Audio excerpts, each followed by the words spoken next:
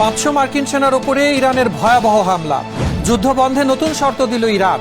আর বেশি দিন টিকবে না ইসরায়েল, সামরিক বিশ্লেষকদের হুঁশিয়ারি। গণহারে ইসরায়েলিদের আটক করছে মালয়েশিয়া। যুক্তরাষ্ট্রের মতো এবার উত্তাল ইসরায়েলও, বিপাকে নেতানিয়াহু। একাধিক ইরানি মিসাইলের তছনছ, ইসরায়েলের বেইত শেমেশ শহর, ইসরায়েলের রাজনৈতিক ঐক্যে ফাটল, বড় বিপর্যয়ের আশঙ্কা। দর্শক আমন্ত্রণ, কালবেলা আন্তর্জাতিক সংবাদের সাথে আছি মুজাহিদুল ইসলাম। শিরোনাম শুনছিলেন, জানাবো বিস্তারিত। মধ্যপ্রাচ্যে মার্কিন বাহিনীর গোপন ঘাঁটিতে এবারে নজিরবিহীন হামলার দাবি করেছে ইরান। দুবাইয়ের দুটি আস্তানায় আশ্রয় নেওয়া অন্তত 500 মার্কিন সেনাকে লক্ষ্য করে আইআরজিসির নিখুঁত ক্ষেপণাস্ত্র ও ড্রোন অভিযানে ব্যাপক প্রাণহানির খবর পাওয়া গেছে। একই সাথে 21 জন ইউক্রেনীয় ড্রোন বিশেষজ্ঞ নিহতের দাবি করে ওয়াশিংটনকে চরম হুঁশিয়ারি দিয়েছে তেহরান। দুই দেশের এই সরাসরি সংঘাত নিয়ে বিস্তারিত থাকছে ডেস্ক রিপোর্টে। মধ্যপ্রাচ্যে অবস্থিত মার্কিন বাহিনীর গোপন ঘাঁটিতে থাকা 500 মার্কিন সেনার উপর এক বিধ্বংসী হামলা চালিয়েছে ইরানের বিপ্লবী গার্ড বাহিনী আইআরজিসি। ইরানের সশস্ত্র বাহিনীর সমন্বিত সংস্থা খাতাম আল আম্বিয়ার দাবি অনুযায়ী দুবাইয়ের দুটি গোপন ঘাঁটিতে আত্মগোপন করা অন্তত 500 মার্কিন সেনাকে লক্ষ্য করে এই ভয়াবহ হামলা চালানো হয়েছে। আইআরজিসি মুখপাত্র লেফটেন্যান্ট কর্নেল ইব্রাহিম জোলফাগারি জানান, একটি আস্তানায় 400 এবং অন্যটিতে 100-এরও বেশি সেনা অবস্থান করছিল, যারা আইআরজিসি নিখুঁত ক্ষেপণাস্ত্র ও ড্রোন হামলার শিকার হয়েছে। ইরানের দাবি অনুযায়ী এই হামলায় ব্যাপক প্রাণহানি ঘটেছে এবং কয়েক ঘন্টা ধরে অ্যাম্বুলেন্স যুগে হতাহত সেনাদের সরিয়ে নিতে দেখা গেছে। এছাড়া দুবাইয়ে একটি ড্রোন ডিপোতে হামলায় 21 জন ইউক্রেনীয় ড্রোন বিশেষজ্ঞ নিহত হয়েছে বলেও দাবি করেছে তেহরান। আইআরজিসি মার্কিন প্রেসিডেন্ট ডোনাল্ড ট্রাম্পকে হুঁশিয়ারি দিয়ে বলেছে, এই অঞ্চল হবে মার্কিন সেনাদের জন্য কবরস্থান। তাদের সামনে এখন আত্মসমর্পণের কোনো বিকল্প নেই। যুদ্ধবন্ধে এবারে বিশ্ব অর্থনীতিকে চ্যালেঞ্জ ছুড়ে দিল ইরান। কৌশলগত গুরুত্বপূর্ণ হরমুজ প্রণালীতে নিজেদের পূর্ণ সার্বভৌমত্ব ও জাহাজ চলাচল থেকে টোল আদায়ের নতুন শর্ত দিয়েছে তেহরান। তবে মার্কিন পররাষ্ট্রমন্ত্রী মার্কো রুবিও এই দাবিকে অবৈধ ও বিপজ্জনক আখ্যা দিয়ে সরাসরি প্রত্যাখ্যান করেছেন। জ্বালানি তেলের প্রধান এই রুটটি নিয়ে ইরান ও যুক্তরাষ্ট্রের এই নতুন স্নায়ু যুদ্ধ বিশ্ববাজারে অস্থিরতা আরও বাড়িয়ে তুলেছে। বিস্তারিত থাকছে ডেস্ক রিপোর্টে। যুদ্ধ বন্ধে নতুন এক শর্ত জুড়ে দিল ইরান। তেহরান দাবি করেছে যুক্তরাষ্ট্র ও ইসরায়েলের সঙ্গে চলমান সংঘাতে তারা ভালো অবস্থানে রয়েছেন। তবে এবার এক বিতর্কিত নতুন শর্তের মুখে পড়েছে যুক্তরাষ্ট্র, যা বিশ্ব অর্থনীতিতে বড় ধরনের প্রভাব ফেলতে পারে। ইরান এখন বিশ্বের অন্যতম গুরুত্বপূর্ণ সামুদ্রিক পথ হরমুজ প্রণালীর ওপর তাদের পূর্ণ সার্বভৌমত্বে স্বীকৃতি চাইছে। ইরান এই নৌপথ দিয়ে চলাচলকারী জাহাজগুলো থেকে নিয়মিত টোল আদায়ের পরিকল্পনা করছে, যার ফলে দেশটি বছরে কয়েকশো কোটি ডলার আয় করবে, যা তাদের ভঙ্গুর অর্থনীতি পুনর্গঠনে সহায়ক হবে। বিশ্বের মোট জ্বালানি তেল ও এলএনজি প্রায় 20% এই সরু পথ দিয়ে প্রবাহিত হয়। ইরান এই পথকে জিম্মি করে পশ্চিমা বিশ্বের উপর চাপ সৃষ্টি করতে চাইছে। তবে মার্কিন পররাষ্ট্রমন্ত্রী মার্কো রুবিও এই দাবিকে অবৈধ ও বিপজ্জনক আখ্যা দিয়ে সরাসরি প্রত্যাখ্যান করেছেন। তিনি হুঁশিয়ারি দিয়েছেন যে বিশ্ব অর্থনীতিকে জিম্মি করার যে কোনো প্রচেষ্টার বিরুদ্ধে যুক্তরাষ্ট্র কঠোর অবস্থান নেবে। বিশ্লেষকদের মতে ইরান বুঝতে পেরেছে এই নৌপথটি তাদের জন্য কতটা সস্তা অথচ শক্তিশালী হাতিয়ার। তবে এই একতরফা টোল আদায়ের দাবি মধ্যপ্রাচ্যে উত্তেজনাকে আরো উস্কে দিচ্ছে, যা বিশ্ববাজারে অস্থিরতা সৃষ্টির প্রধান কারণ হয়ে দাঁড়িয়েছে। ইরান বিদ্রোহীদের ত্রিমুখী হামলায় এবারে খোদ ইসরায়েলের আকাশ প্রতিরক্ষা ব্যবস্থায় বড় ধরনের ফাটল। বৃষ্টির মতো ধেয়ে আসা ড্রোন ও মিসাইল ঠেকাতে গিয়ে ফুরিয়ে আসছে তেল আবিবের গর্বের আয়রন ডোম ও অ্যারো সিস্টেমের ইন্টারসেপ্টর মজুদ। পরিস্থিতি সামাল দিতে এখন জনশূন্য স্থানে পড়া ক্ষেপণাস্ত্রগুলোকে বিনা বাধায় ছেড়ে দিচ্ছে আইডিএফ। কাঁচামাল সংকট আর পেন্টাগনের মজুতে টান পড়া ইসরায়েলের সুরক্ষা এখন চরম ঝুঁকির মুখে। বিস্তারিত থাকছে ডেস্ক রিপোর্টে। ইরানের সঙ্গে রক্তক্ষয়ী যুদ্ধে ত্রিমুখী হামলায় এবার চরম বেকায়দায় আর ভয়াবহ সংকটের মুখে পড়েছে ইসরায়েল। ইরানের আইআরজিসি, লেবাননের হিজবুল্লাহর পর এবার ইয়েমেনের হুতি বিদ্রোহীরা আনুষ্ঠানিকভাবে এই যুদ্ধে যোগ দেওয়ায় ইসরায়েল এখন ত্রিমুখী হামলায় দিশেহারা। চারদিক থেকে ধেয়ে আসা বৃষ্টির মতো মিসাইল ও ড্রোন ঠেকাতে গিয়ে রীতিমতো বেকায়দায় পড়েছে ইসরায়েলের গর্বের আকাশ প্রতিরক্ষা ব্যবস্থা আয়রন ডোম। পরিস্থিতি এতটাই বেগতিক যে নিজেদের মজুদ বাঁচাতে এখন ইন্টারসেপ্টর ব্যবহারে বাধ্য হয়ে রেশনিং বা সীমাবদ্ধতা আরোপ করেছে ইসরায়েলি সামরিক বাহিনী। আল জাজিরার প্রতিবেদন অনুযায়ী প্রধানমন্ত্রী বেনিয়ামিন নেতানিয়াহু বারবার ইসরায়েলকে সুবিধাজনক অবস্থানে দাবি করলেও বাস্তব চিত্র পুরো উল্টো। বিরোধী দলগুলো অভিযোগ করছে নেতানিয়াহুর কাছে যুদ্ধ থেকে বের হওয়ার কোনো সুনির্দিষ্ট পরিকল্পনা নেই। এর প্রমাণ মেলে মার্কিন সংবাদ মাধ্যম ওয়াল স্ট্রিট জার্নালের এক চাঞ্চল্যকর প্রতিবেদনে। সেখানে বলা হয়েছে, ইরান ও তার মিত্রদের শত শত ব্যালিস্টিক ও ক্রুজ ক্ষেপণাস্ত্র ঠেকাতে গিয়ে ইসরায়েলের সবচেয়ে উন্নত অ্যারো এবং ডেভিড স্লিং সিস্টেমের মজুদ বিপজ্জনক হারে ফুরিয়ে আসছে। কয়েক লাখ ডলার মূল্যের এক একটি ইন্টারসেপ্টর প্রতিদিন বিপুল হারে খরচ হয়। ইসরায়েলি প্রতিরক্ষা সরঞ্জাম প্রস্তুতকারকরা এই বিশাল চাহিদা মেটাতে হিমশিম খাচ্ছে।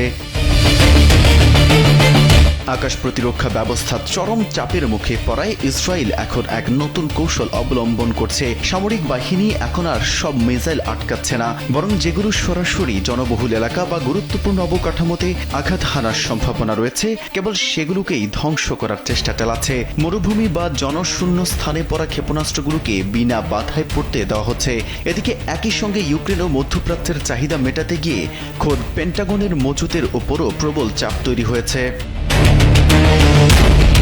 সামরিক বিশ্লেষকদের মতে, গত কয়েক সপ্তাহে ইরানি ড্রোন ও মিসাইলগুলো বেশ কয়েকবার ইসরায়েলি প্রতিরক্ষা স্তর ভেদ করে লক্ষ্যবস্তুতে আঘাত হেনেছে, যার মূল কারণই হল এই ইন্টারসেপ্টরের স্বল্পতা। ইসরায়েলের প্রতিরক্ষা কোম্পানিগুলো উৎপাদন বাড়াতে দিনরাত 24 ঘন্টা কাজ করলেও কাঁচামাল ও যন্ত্রাংশের তীব্র সংকটে ভুগছে।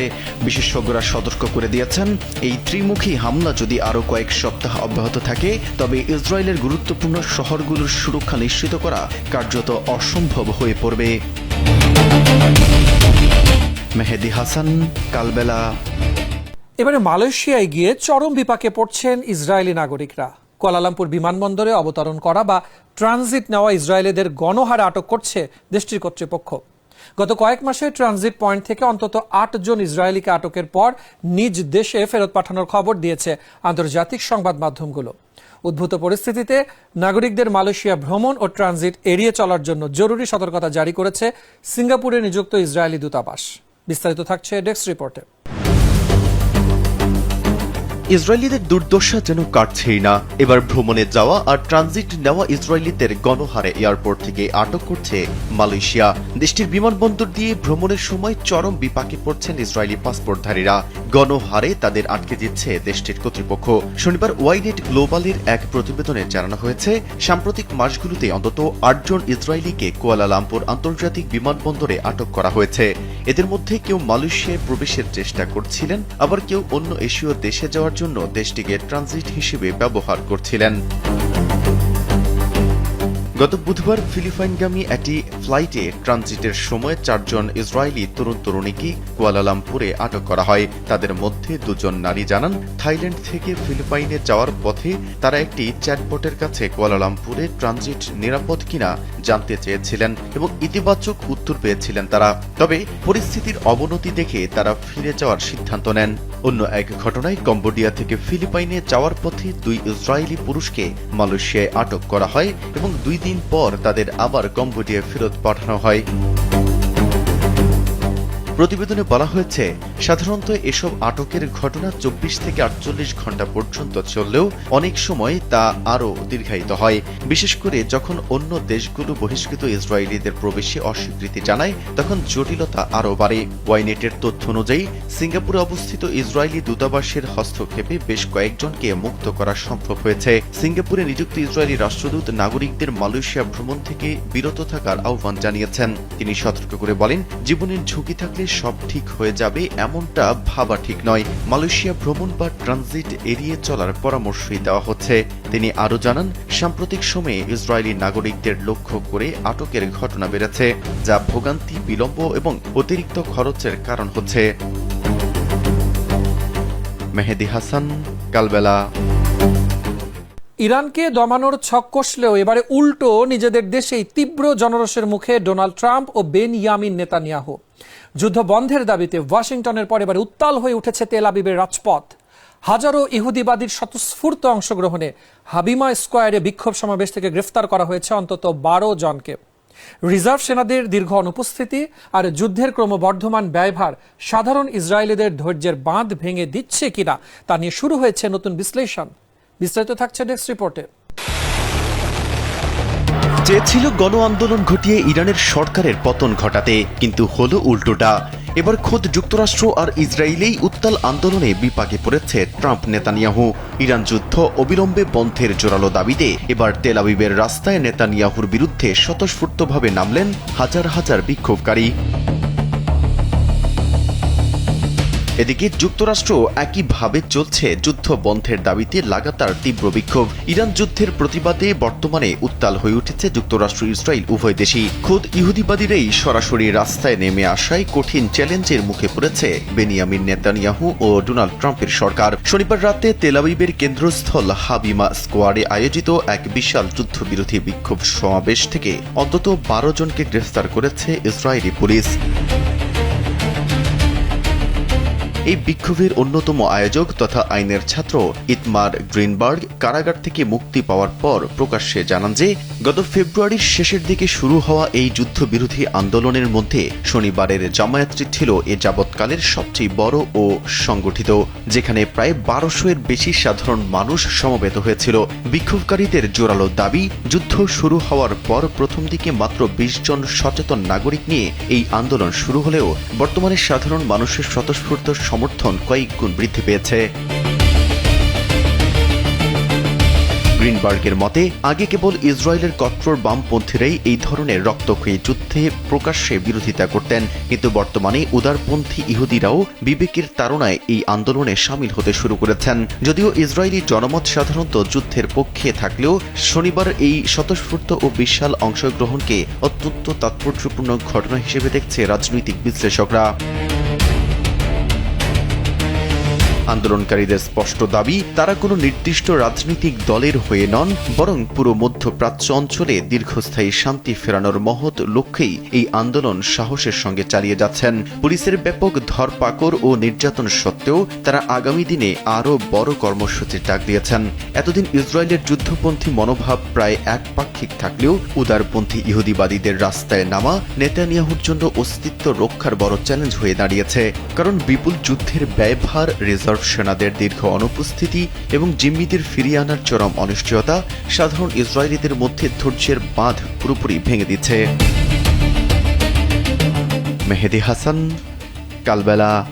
এবার ইরানের শক্তিশালী ব্যালিস্টিক মিসাইলের আঘাতে তছনছ হয়ে গেছে ইসরায়েলের মধ্যাঞ্চলীয় বেইত শেমিশ এলাকা।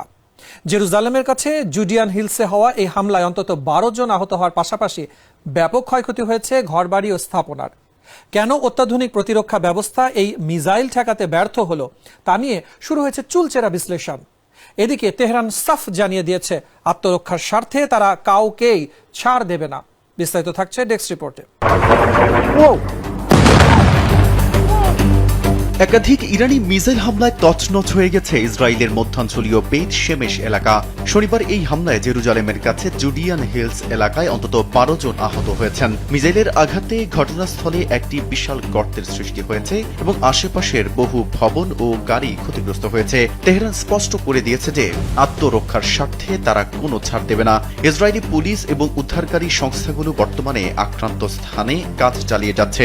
দ্য টাইমস অব ইসরায়েলের তথ্য অনুযায়ী অত্যন্ত শক্তিশালী এই ব্যালিস্টিক মিসাইলটি কেন আকাশ প্রতিরক্ষা ব্যবস্থা দিয়ে ভূপাতিত করা সম্ভব হয়নি তা খতিয়ে দেখছে ইসরায়েলি বিমান বাহিনী। ইসরায়েলের স্বাস্থ্য মন্ত্রণালয় জানিয়েছে, গত 24 ঘন্টায় ইরান ও হিজবুল্লাহর হামলায় মোট 142 জন আহত হয়েছেন। এদের মধ্যে 15 জনের অবস্থা আশঙ্কাজনক। ইসরায়েলে মোট আহত মানুষের সংখ্যা এখন পর্যন্ত 5689 জনে দাঁড়িয়েছে। দর্শক, এই ছিল আজকের আন্তর্জাতিক সংবাদে। ধন্যবাদ এতক্ষণ সাথে থাকার জন্য।